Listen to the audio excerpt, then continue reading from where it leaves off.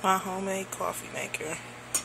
All you need is a bowl, and if you have a bowl, all you do is take a strainer, like what I have, and then you take the coffee filter cups, and all you do is put the filter in the strainer, pour your coffee in there, take a cup of boiling hot water, pour it in there, as I'm doing.